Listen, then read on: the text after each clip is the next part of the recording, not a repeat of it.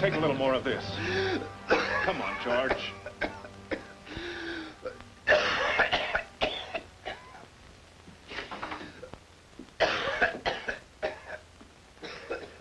May I use the phone?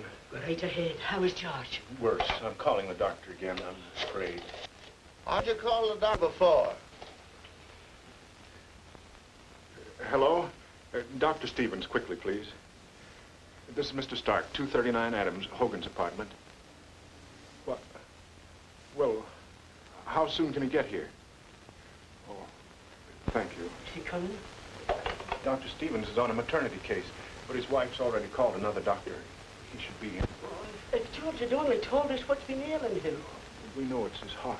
Oh, once that ticker goes. A fine time for Dr. Stevens to go on a maternity case. I think I'll go and straighten out his bed. Nothing we can do. It's your deal, Craig.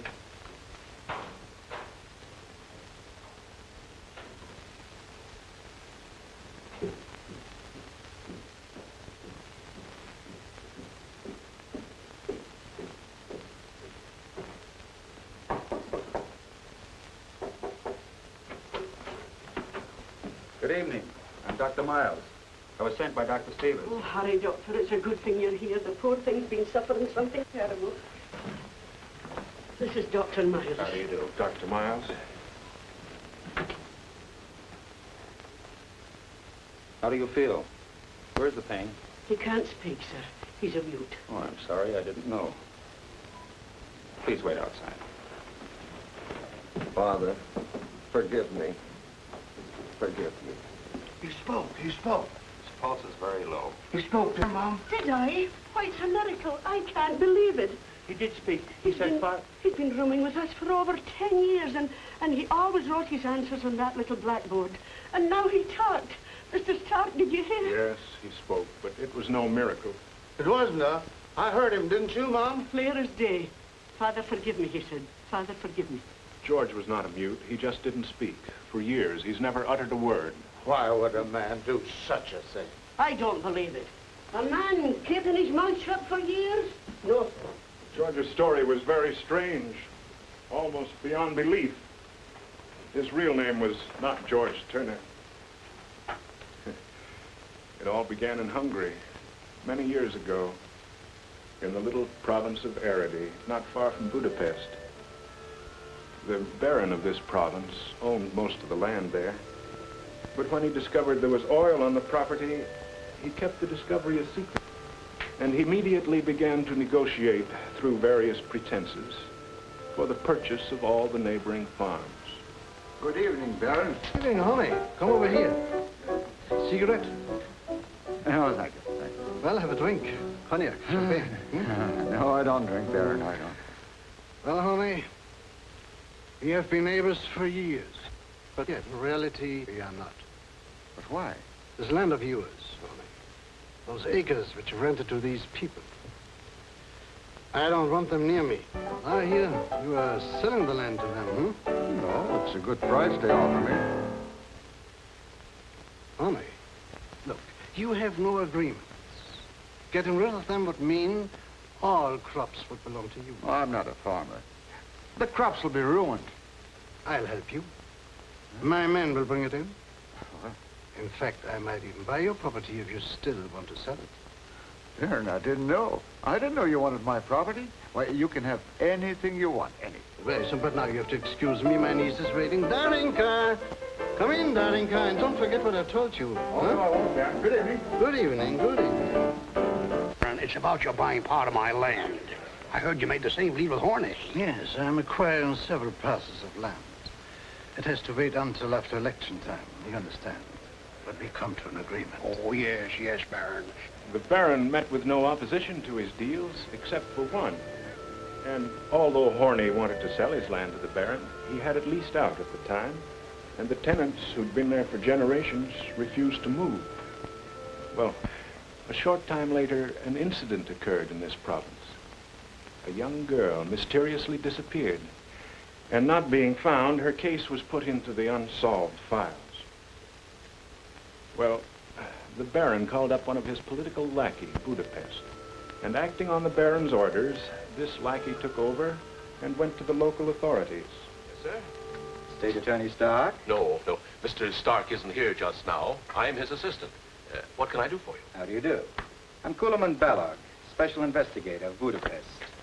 Here are my credentials. Pleased to meet you. My name is Erno Miller.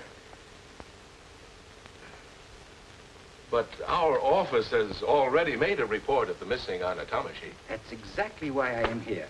You see, my very good friend, Baron Araday, has taken a personal interest in the question of why you gentlemen have been unable to find the murderer of this girl.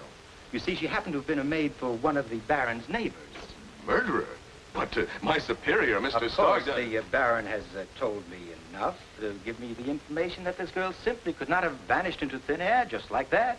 Well, you may have something there, Mr. Balog. Of course, I realize that you gentlemen from the provinces have a limited knowledge of criminal investigation. Mr. Balog, this is confidential. You see, I'm sort of handicapped by my superior's policies. He's a stickler. Facts, rules, abstract justice. But now that you're here, I'm sure I can be of great service to you. And will you please tell Baron Araday I am at his disposal? Splendid. We hope to call on your services. Now, I shall get a room at the inn. I want you to prepare an office for me. And please tell Mr. Stark that I have taken entire charge of the investigation. Balog's first orders were to arrest Horney's tenants. I want you to sign this confession right now. But, sir, there is nothing I could possibly confess. I haven't done a thing, not a thing. None of you has anything to confess. You all lie right into my face. You killed Anna Tamashi. Put them in chains, lock them up. But listen, just another word. Listen. Order. No one is allowed... At last, the trial against the tenants began. This case was brought to the attention of a brilliant lawyer and humanitarian who offered to defend the accused. This is the press, Mr. Nemish. Yes. All right, Mrs. Schwartz. Sneak in. But you must leave as soon as the judges come in.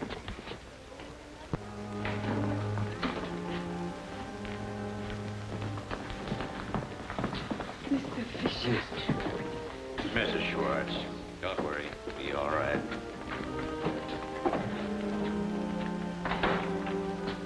George. George. I haven't seen my wife for 2 months. Please don't see her.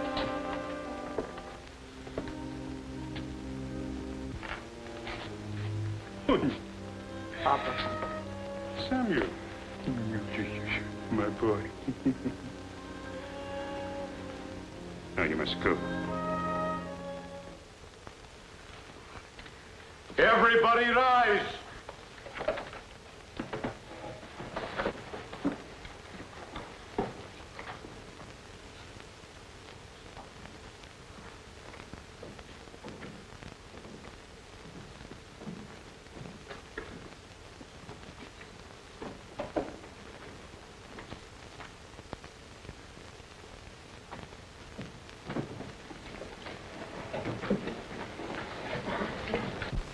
State Attorney, will you read the indictments?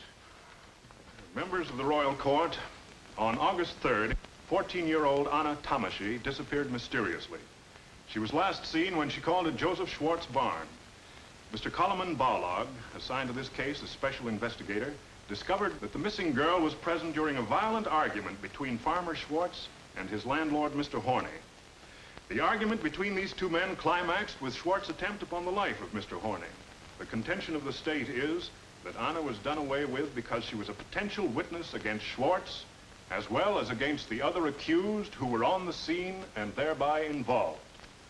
The indictment charges the defendants with the murder of Anna Tamashi. Thank you, Mr. State Attorney. Your Honor, gentlemen, I move for an immediate dismissal. There's no sound basis for this case. There's not the slightest evidence. The defendants even saw the missing girl on the day of her disappearance. The prosecution cannot produce the body of the allegedly murdered girl. Who knows but what at this very moment she may be living peacefully, perhaps romantically, a few miles from here. Mr. Nemish, you come from Budapest, huh? Yes, why? One can easily see that you live in the sophisticated atmosphere of a big city and do not know the pure nature of a country girl. Baron Araday, I'm sure no one will dispute the fact that you are an authority on virtue.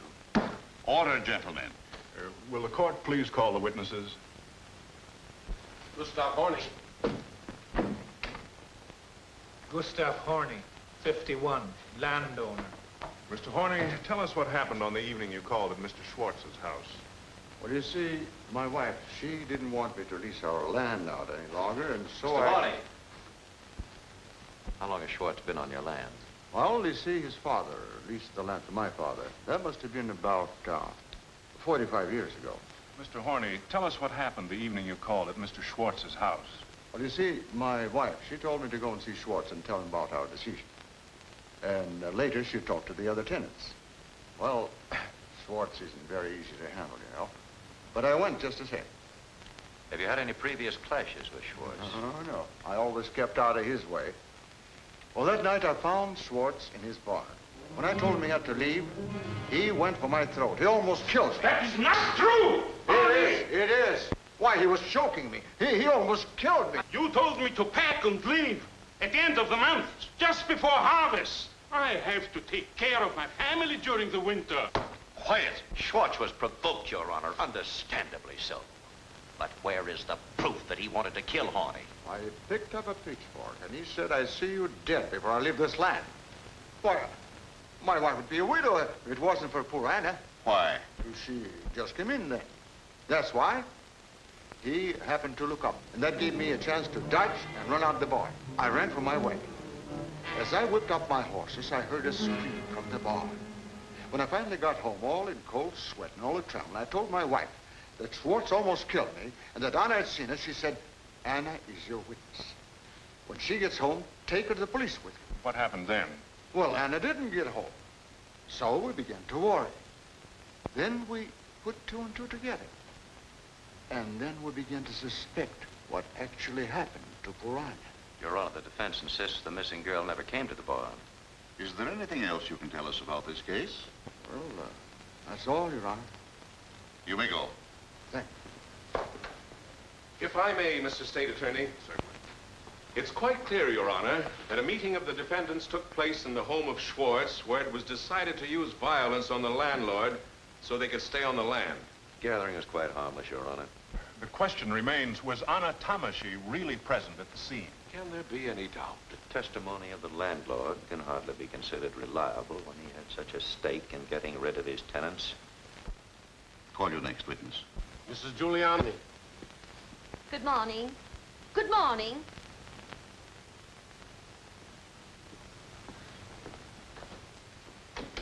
Good morning, Your Honors. You are Mrs. Juliana Horney? Tell us what you know about this case.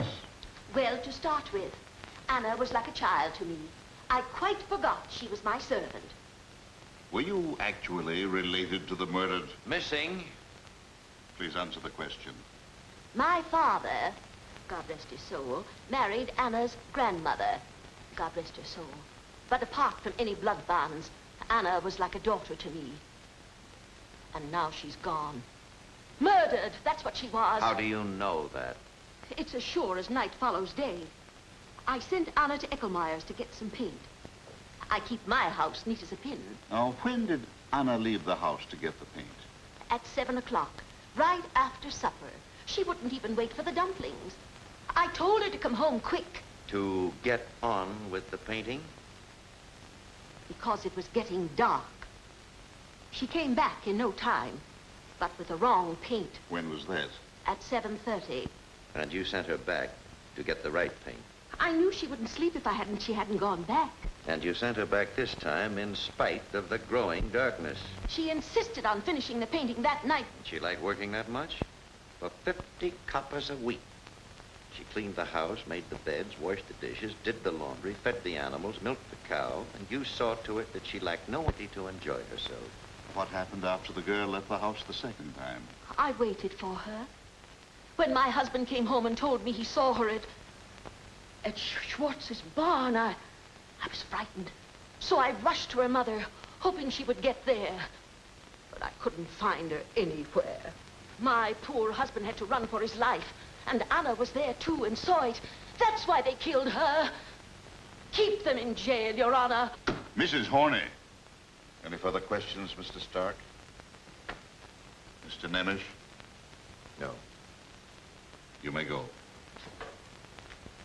Told the witnesses have been led to believe by certain parties that it is not unlawful to break an oath.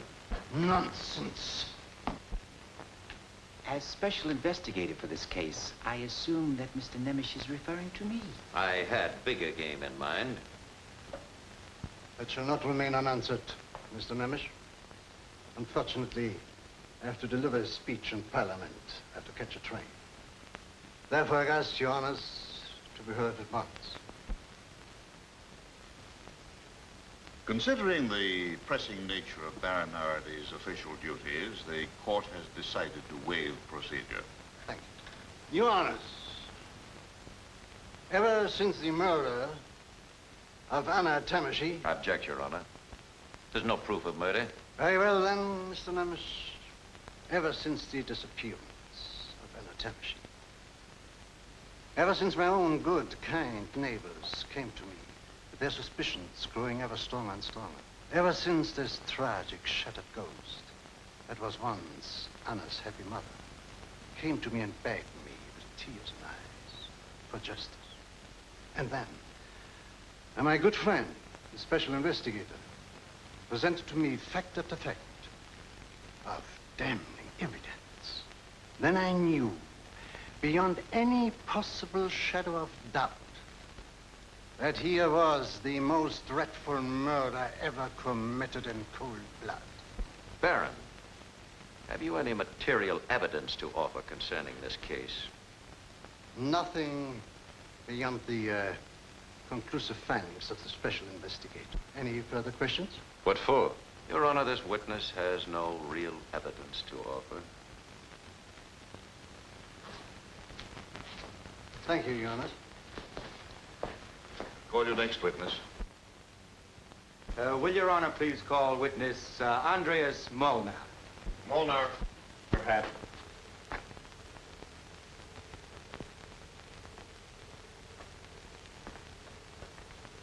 Andreas Molnar, age 52, labor on Baron Araday's estate. May I, Your Honor? Proceed, Mr. Investigator. Molnar, you had an unusual experience the night that Anna disappeared. Yes. Yes. Tell us in detail what you saw. I saw Anna dead with a big cut in her throat, right across here. Tell me, what exactly did you see? Those 5 men were digging. Digging? Where was this? In the backyard of Schwartz's house. I knew what they were digging from what I heard at the inn. What did you hear at the inn? What everybody else did. Mr. Horney come in and said, I bet my last copper those 5 men killed Anna in Schwartz's barn because she was a witness for me. And that makes you sure they were digging a grave for Anna? Yes. Didn't the prosecution investigate Molnar's story and dig up the body? Naturally, we investigated Molnar's story, and we found evidence of freshly dug earth behind the barn. But the defendants must have gotten wind that we were on their trail, so they dug up the body and buried it elsewhere. You admit you let these defendants get the best of you? Why, Mr. Bellow? Any further questions? No, Your Honor. Witness dismissed. Your Honor, request that the missing girl's mother be called, Mrs. Maria Tamashi. Maria Tamashi.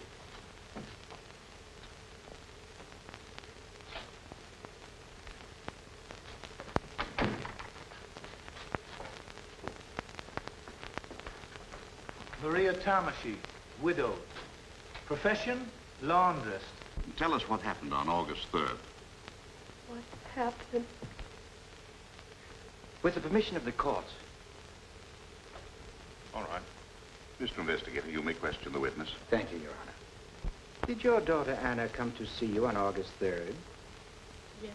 Mrs. Tamashi, did you ask your daughter Anna to go to the Schwartzes? Gentlemen, I object to the way these leading questions are put to the witness. In view of the state of mind and emotions of the mother, I am forced to get her testimony by this simple method. You may continue. You asked your daughter Anna to stop off at the Schwartzes and tell them that you were to be unable to come and help Mrs. Schwartz the next day. Yes. And your daughter was... 14 when she disappeared? Yes, 14. How old was she when you first sent her out to work? 11. You mean to say your daughter was only 11 years old when she first started to work? I worked when I was 8. Did she ever complain that Mrs. Horney had treated her badly? Mrs. Horney has clearly stated her relationship with the missing girl. You've heard Mrs. Horney state that she considered the missing girl as her daughter. When did you first learn that your daughter had disappeared? I don't know. Mrs. Tamashine, what did you tell me you knew happened to your daughter? Anna was killed. How do you happen to know that? I saw it. You mean to say you were present when your daughter was killed? She had her head cut off. I saw it in my dream. Gentlemen, for the record and for your particular attention, please note that this witness has just testified under oath that she saw her daughter killed in a dream. Any further questions? No. No questions. Mrs. Townshend, that is all. Doctor, will you help the witness, please?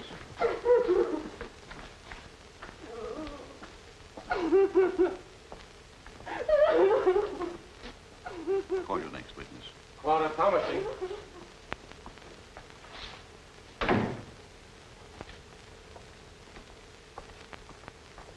Clara Tamashi, age 17, domestic servant. Calm yourself, my child. When and where did you see your sister last, Clara? It was in my mother's house. I went to see her because she was sick. What was Anna wearing? Her dress, What dress? the only one she had. What did you talk about? She told me that Mother said for her to stop off at Schwartz to say she couldn't go to work the next day because she was sick. What time was it when your sister left? About 7:30 in the evening. Did she have anything else to say to you? She told me she was going to buy a new dress for Sunday and asked me to meet her in front of the inn. She wanted me to help her pick it out. When your sister left, did she not go directly to the Schwartzes? Yes, she did. Object, Your Honor. There's no proof that the missing girl actually went there. Mr. Horney has testified that he has seen Anna at the Schwartzes. Her mother has stated that she sent her there, and this witness has verified that. How much proof does the defense require? Any questions? No questions. Gentlemen? No questions. None. That is all, my child. You may go. Call your next witness. Margaret Darosh.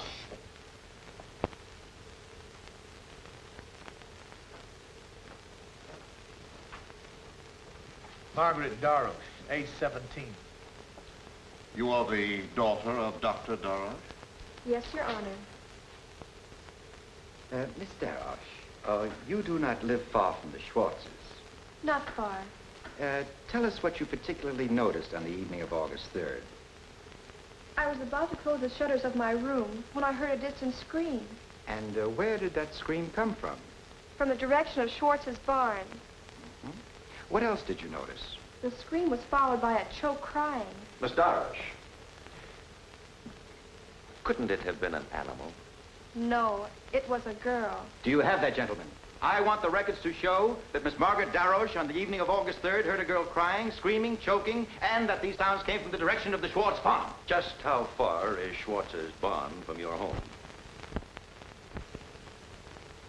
About a 5-minute walk. It's too vague, Miss Darosh. Would you say it was half a mile? Not quite. You mean you could distinguish clearly the cry of a girl from that far away? I found out later I was correct. How so? Someone else heard it, too, and told me. Who told you? Mr. Investigator, it would be advisable for you to produce the witness for the prosecution. Mr. Balog, can you produce this witness? I think I can produce the witness to confirm Miss Darosh's statement with the court's permission.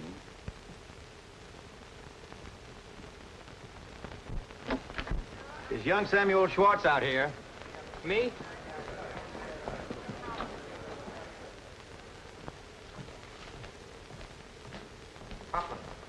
Samuel,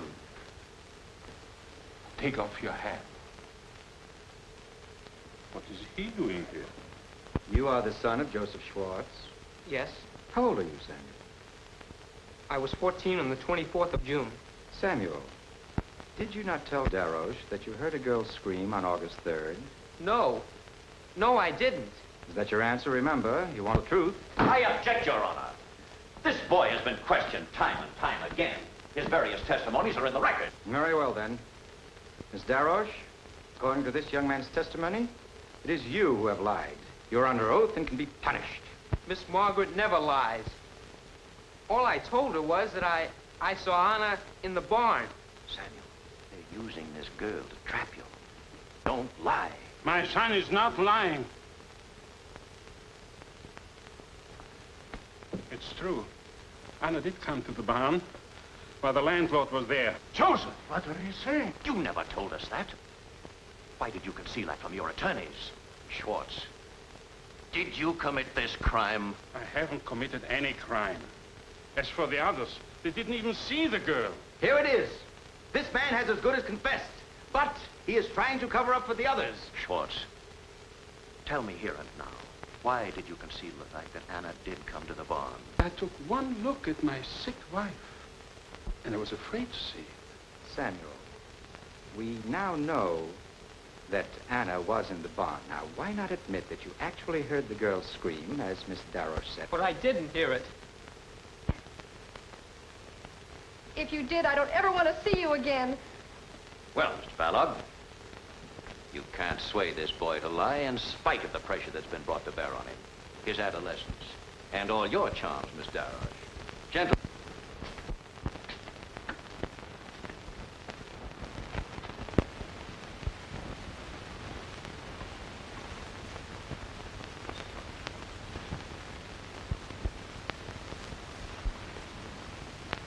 Excuse me.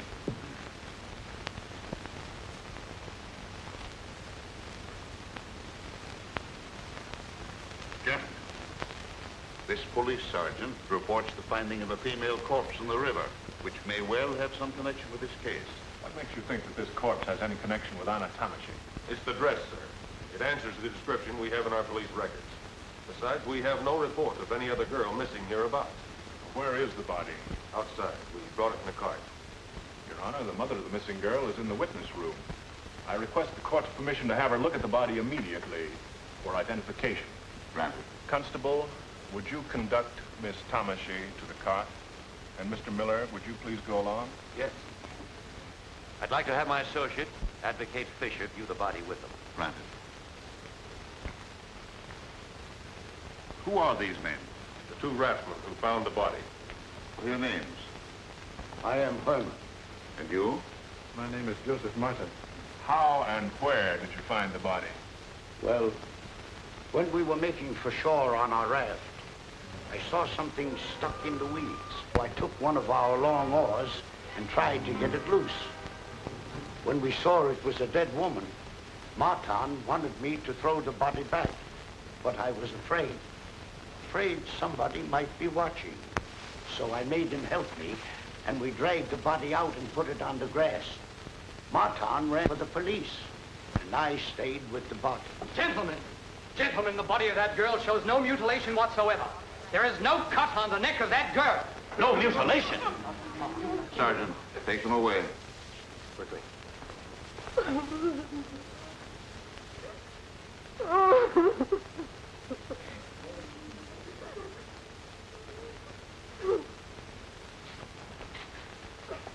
Mrs. Tamashi, was that your daughter?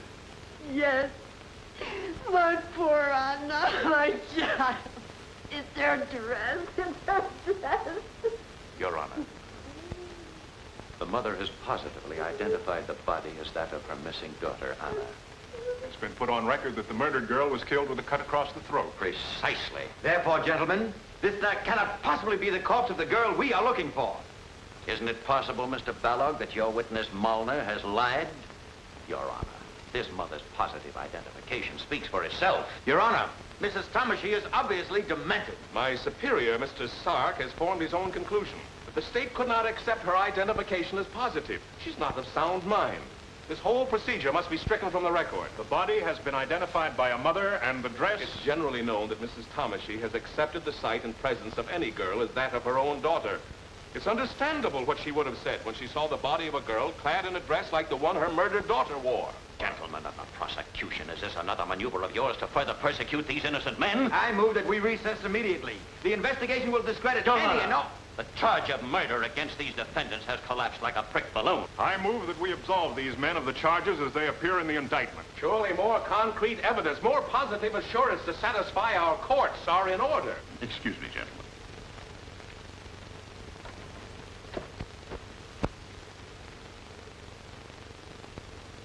A verdict rendered in haste would be rash and ill-considered. In view of the astonishing events and developments that we have witnessed, the court calls for time that both the defense and the prosecution might have an opportunity to confirm their respective contentions. Court adjourned.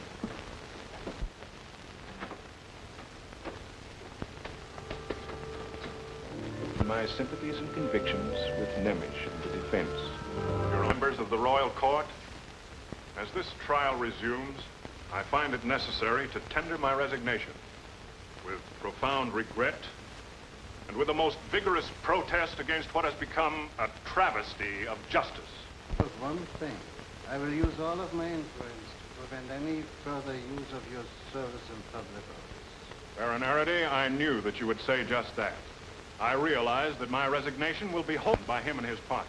However, let me hasten to add, were it not for the legal impossibilities which bar me, I would be seated at that table with the defense.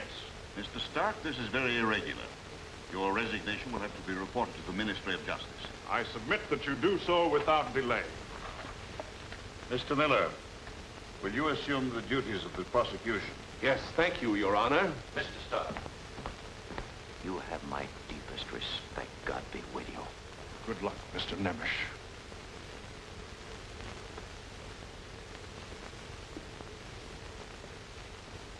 Your Honor, more than a month has elapsed since the positive identification of Anna Tamashy's body by her mother. Our laws prescribe a quick execution of the guilty, not a slow killing of the innocent. Innocent? The defense is asking for the acquittal of these killers. I owe material. Your Honors, here is the evidence of an incredible conspiracy to thwart justice. The investigator has any new evidence, I demand that it be produced here in the flesh, not by means of these documents. I was trying to save Your Honor's time. However, we anticipated that counsel for the defense would prove obstinate. So we have our witnesses right here. May I suggest that we first call Dr. Darroch of Tanavar, general practitioner? If any new witnesses are to be called, I demand that we pick up where we left off. The defense would like to have Mrs. Maria Tamashy repeat her last statement. I would like you to decide for yourself, Mr. Nemish, if you wish to have her called. In fact, that's why we're calling on Dr. Darroch. Call Dr. Darroch. Good afternoon, Your Honors. Dr. Darroch, you are the only resident physician of Tanavar, and I assume your practice embraces the entire community. It does. Tell us what happened to Mrs. Tamashy. She is suffering from delusions and is thoroughly incompetent. She is now confined to a mental institution, which I recommended. Just when did you find her to be mentally ill? Since the very day her daughter Obvious, Your Honor, only too obvious. But this woman was declared to be insane the moment she made the most damaging statement to the prosecution, when she identified the body as that of her missing daughter. No one could identify that body. It had been decomposed. It must have been in the water at least 6 or 7 months. Not only did the mother identify her daughter, but the dress of Anna as well. Oh, yes, the dress. I am prepared for that, too. But now, can anyone doubt the integrity of our esteemed physician? Just how does the doctor justify his opinion? I wish to add that Anna was only 14 years old, while the body was unquestionably that of a girl 18 years old. There are certain anatomical facts that do not melt away in water, Mr. Lynch. With all due respect for Dr. Darroch as a general practitioner, I question whether he's qualified to voice such a definite opinion. May I call County Physician Dr. Georges Samash for corroboration? Dr. Samash.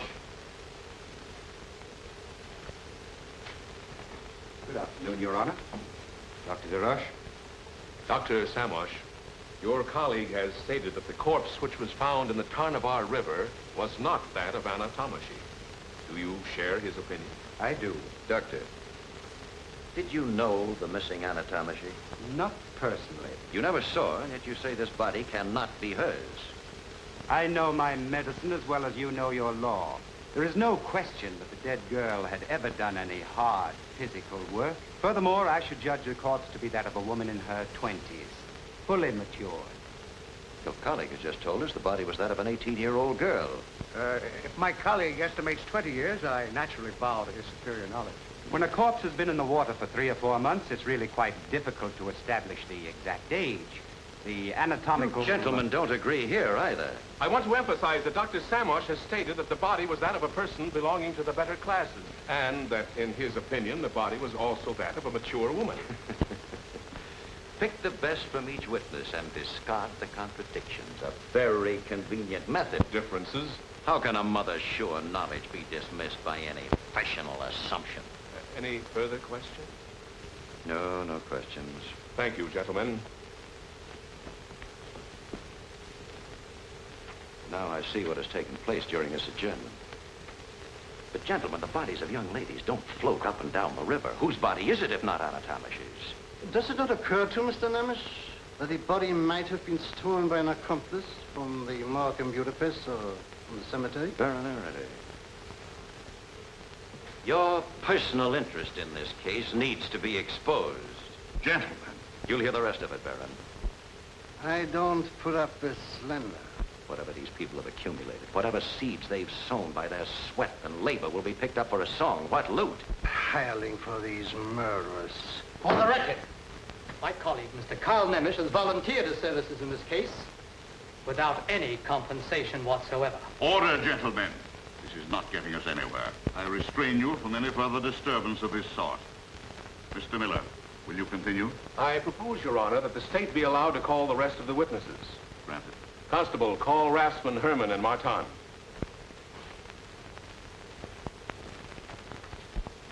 What is the charge against these men? Accomplices in the crime. They too. Will you please tell the court the events that led up to your arrest? I confess to the investigator. You want your confession to be read? Yes. One evening, during the middle of June of this year, I don't remember the date exactly, a woman dressed in brown and carrying a small parcel under her arm offered to give us 100 gulden if we would carry out her instructions. She pointed to some bushes on the other side of the river and said that we would find a female corpse hidden under a blanket. In the parcel were some torn clothes, which we were to put on the girl. We were to tie the body under our raft where nobody could see it, float it downstream as far as Otarnavar, and then pretend we had just found it in the river. Your Honor, are we expected to believe this nightmare? This work of fiction? Just who is this woman in brown? What's her name? You took the clothes from the woman in brown and dressed the strange corpse, and then went to the place she told you to and acted as if you just found the body? The defense wants proof. Can you produce this witness, Mr. Barlow? No, unfortunately, we have been unable to produce the woman in brown. Apparently she's the only one you've overlooked. Your Honor, have I your permission to examine those records? Thank you. Herman, just how often did Mr. Balog cross-examine you during your imprisonment? Answer the question. I don't remember. Once a week? Every day? Sunday, too? Did he wake you up at night? To drag these lines out of you, he... I protest against this continuous attack on an official carrying out his duty. Baron Araday, please. Has the counsel for the defense any proof that these confessions were obtained from the witnesses by force? Unfortunately, no, Your Honor. Until this woman can be produced here in court, I demand in the interest of justice that this case be adjourned. I cannot favor any further loss of time in this trial. Will the investigator use every means in his power to bring this woman into court? Certainly, Your Honor. The court will proceed with the evidence. Any further questions? No questions. No questions. Take them away.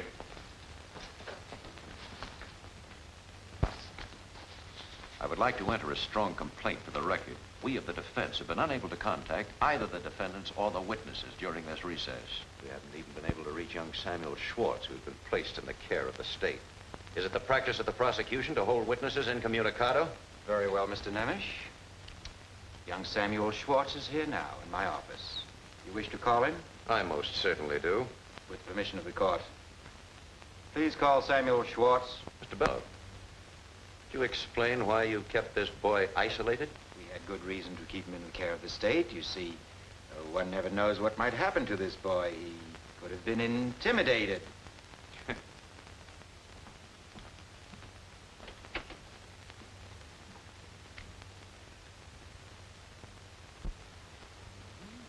Look at my boy. Your Honor, Samuel Schwartz is here in the capacity of a witness for the state. The court must warn Samuel that the law cannot force him to testify against his father. Oh, there's no need for that, Your Honor. You have before you his sworn statement, which the prosecution would like to have read. Mr. Investigator, will you read this statement, please? This is the sworn statement of Samuel Schwartz as given to me, and I quote, "On the evening of August 3rd, just before 8 o'clock, I saw Anna Tomashi enter my father's barn. Our landlord, Mr. Horney, and my father had a heated argument. My father ran after him with a pitchfork. I heard Anna's voice saying, 'Schwartz will kill him.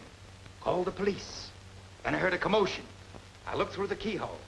There was only one lantern lit inside the barn, so I could not distinguish who said, 'She's a witness for the landlord. We will all be in trouble.' I could see another one take this sickle. He cornered Anna and cut her throat, and I saw the blood flow down her neck. She was dead." Son, did you say that? Samuel, you will repeat here now. Papa wasn't there when the girl was killed. That is correct. You testified that your father was outside chasing Mr. Horney while the others committed the murder. Your Honor, I will prepare a motion to remove Schwartz's name from the indictment for murder. However, we will detain him temporarily for complicity in the crime. With the court's permission, I'd like to question the witness. Granted.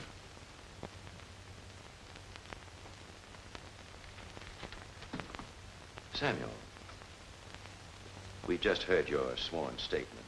First, let me say you look quite different now. You're not the same boy who was here before. You've changed. Tell me, Samuel, just what has been done to you? How did this all come about? I object. You object to my questioning the witness? Now, Samuel, isn't it true that you were a guest at the Baron's castle? You and Miss Darash were escorted there by Mr. Ballog? Nothing wrong with being nice to a poor boy. As you left there, was in these fine new clothes you're wearing now? I didn't get them there. The tailor came to me. And the barber, too. And weren't you taken for a jaunt to Budapest in the Baron's carriage? Didn't a young lady accompany you, Miss Margaret Darash? The defense seems to have a great deal of information, although it claims to have been denied access to this young man. This is one time the defense has taken the liberty of putting two and two together. And as for this record, there it is, gentlemen, just a blank piece of paper. You thought it was clever by such a compromise. To say the father was out chasing the landlord at the actual time the killing took place. That, gentleman, is a dead giveaway, a bad piece of construction. Your assumptions are insulting and unfounded, Mr. Nemish. They are another attack on the state's integrity. Your Honor, I request the court's permission for this father to speak to his own son. Thank you, Your Honor. Samuel, go to your father. The others couldn't have killed Anna. The only one who saw the girl was I, so if you say a murder was committed in our barn, you are only accusing your father. But, Papa, you didn't kill her. Of course I didn't. And neither did they. Look at your father. Say, I haven't told the truth.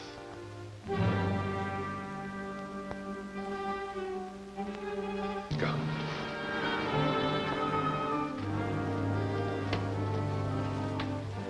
He couldn't have changed that way by himself.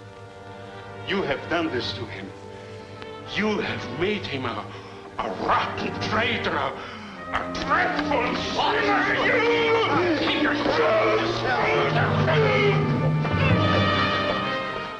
His man is insane.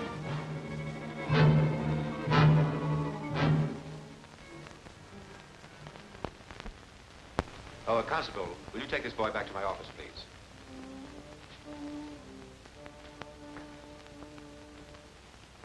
Your Honor, we of the defense could not have anticipated the unprincipled tactics of the prosecution.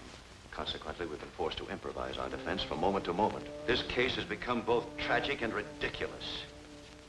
The only hope of helping the accused was to discredit the testimony of every witness called by Balog.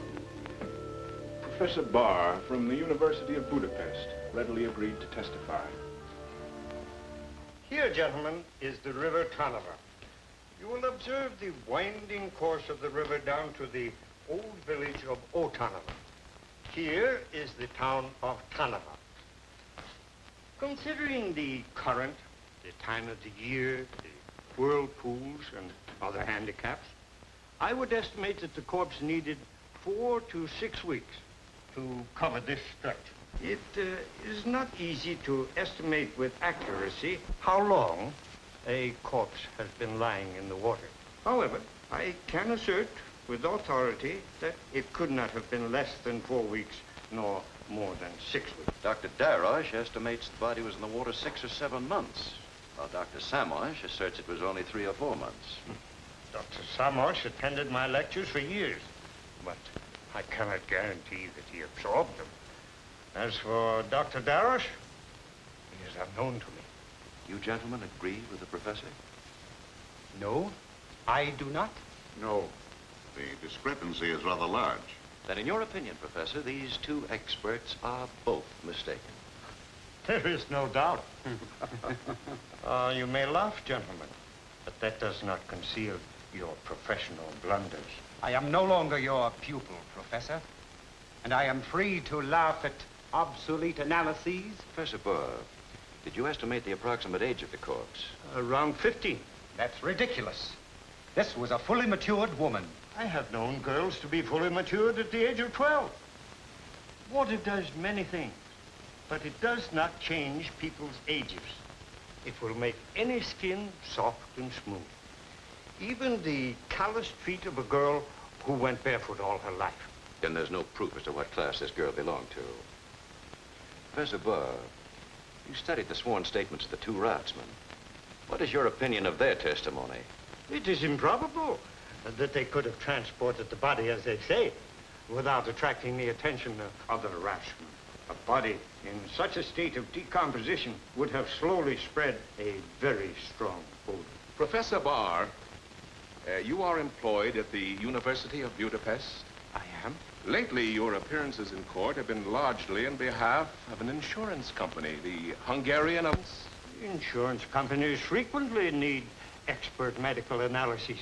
I wish to point out to the court that the president of the Hungarian Alliance has been very much interested in this case. Is it not too obvious that has nothing to do with my opinion as an expert. Oh, no, of course not, Professor. Nothing whatsoever. Your Honor, this is shameful. One of our country's foremost scientists subjected to this slander. Do not disturb yourself, Mr. Nemish. These gentlemen are not in a position to change my views or to affect my personal integrity. Have the medical experts any further statements they would care to make? None. None. In view of the circumstances, none. Thank you, Professor Burr. And I'm very sorry. Your Honors, these contradictions mean nothing. According to 2 eyewitnesses, Samuel Schwartz and Molnar, Anna Tomashi was killed with a sickle. Her throat was cut. Mr. Prosecutor, it's exactly what we intend to disprove. Therefore, I demand the state produce this woman in brown. Unfortunately, we have been unable to find the woman in brown. Either this witness is in hiding or has mysteriously vanished. If the mysterious woman were produced, she would only serve to reinforce the case for us, the prosecution. So why delay any longer? Your Honor, since the state has failed to produce this witness, I promise to bring her here.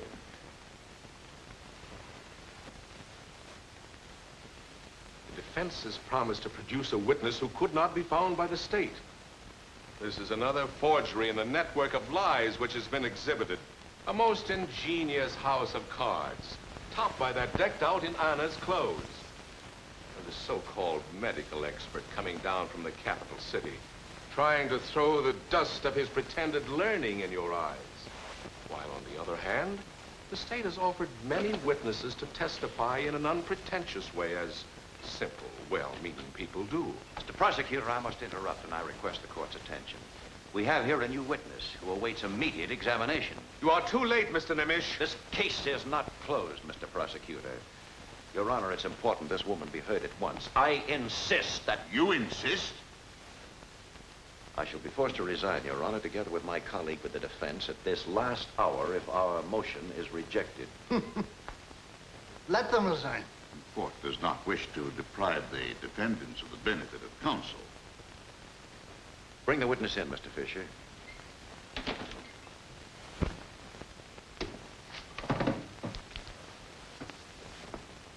Your name?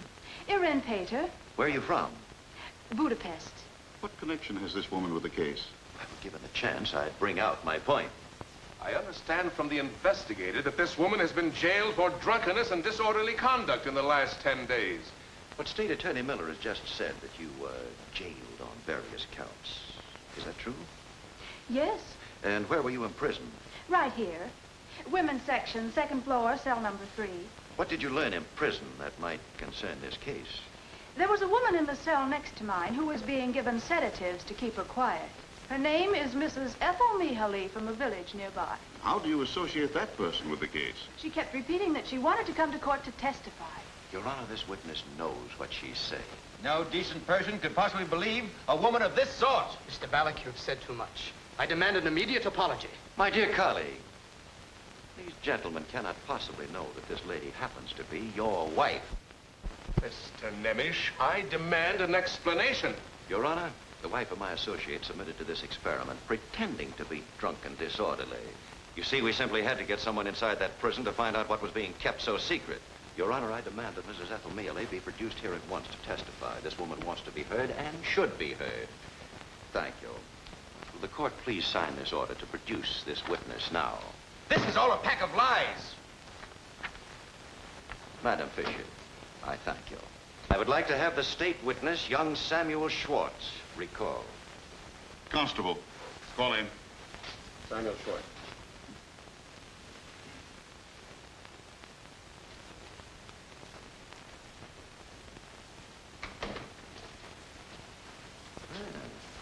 Samuel, on December 5th, you described in detail the actual murder of Anna Tamashi. I want to ask you just one question, and I don't want anyone to answer it for you. Just how did you see the actual killing of Anna? I saw it through the keyhole. Thank you, Samuel. That will be all. You may go now. Your Honor, you've heard the witness repeat that he witnessed the crime through a keyhole in the barn door. Gentlemen, there's only one door in that barn, and there's nothing in that door that faintly resembles a keyhole. That's a lie. Mr. Schwartz, you've stated you built that barn yourself. Was there a keyhole in that door? No. There was no keyhole. Your Honor, we now have proof that young Samuel Schwartz has been lying. Come here, Mrs. Mihaly. Step right up. Gentlemen, please note the brown dress. Mrs. Mihaly, where are you from? Oh, Tanavar. And when were you arrested?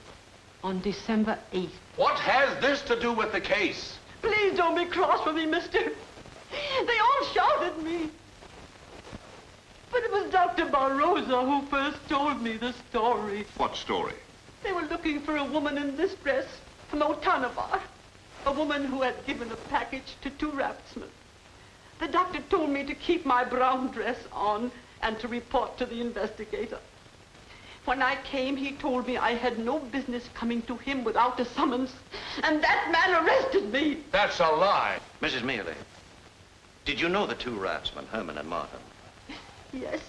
And did you give them 100 gulden? When did I ever have 100 gulden? Did you give these 2 men a package containing a woman's clothes?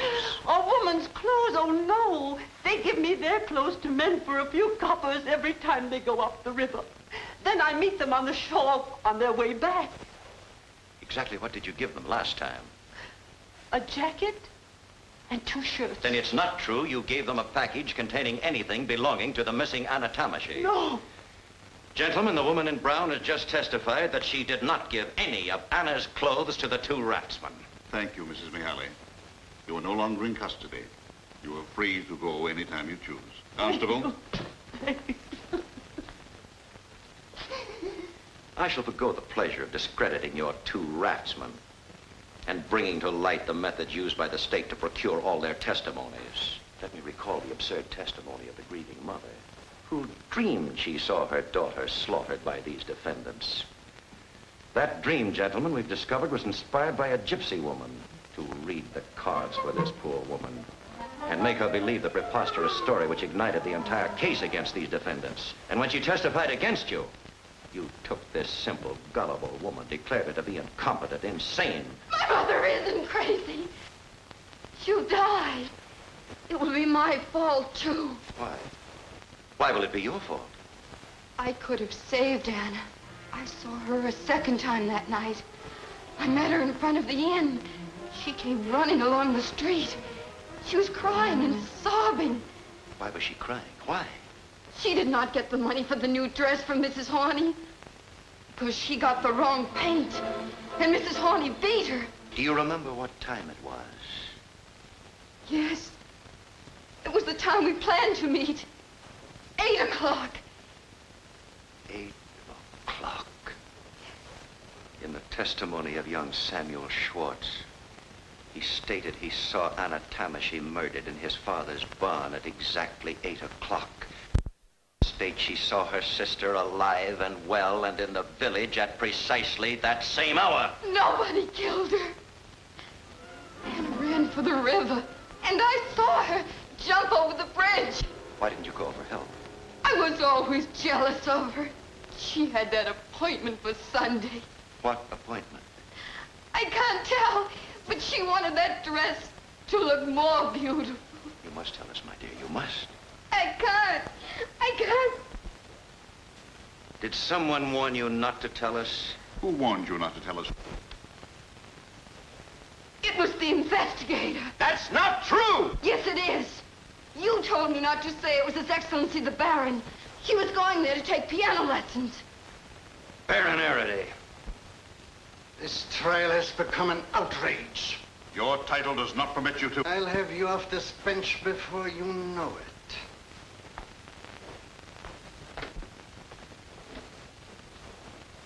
You 2 gentlemen stay here. Thank you, my dear. You may go. Mr. Nemish, do you wish to sum up for the defense? Yes, thank you. There are people living among us today who seem to belong in the Dark Ages. Men whose ambition to rise in the world is so great they'll shirk at nothing. They'll forge testimonies, torture witnesses to perjury. They'll connive, lie, practice deceit even in its foulest form. Here the greatest sin of all was committed. The youth of 14 who falsely accused his own people of a gruesome murder and gave it every appearance of truth. A bewildered child betrayed into thinking he was saving his father. This trial began against 5 innocent men. It should end with the arrest of those who hatched this plot. I shall not ask the court for the acquittal of these defendants, for to do so would be to insult your honors. But gentlemen, this much I must say. Nothing you can do for them now would compensate or console them for the miseries and horrors they've been subjected to. That is all.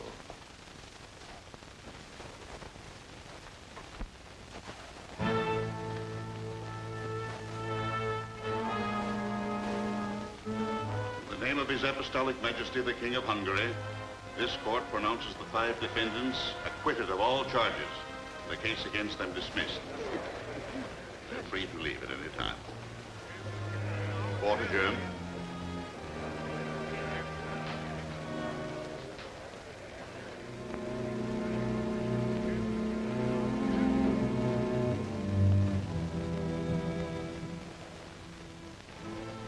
The Baron's scheme was exposed, but just as he was about to be tried by the superior Hungarian court, he was found dead as the result of a stroke.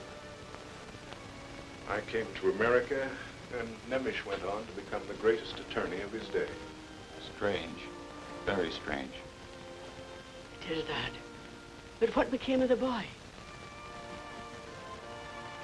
Was that boy George? Yes, his real name was Samuel Schwartz. He repented for his lie so deeply that he never spoke a word since the last day of that trial. Until this, his dying day.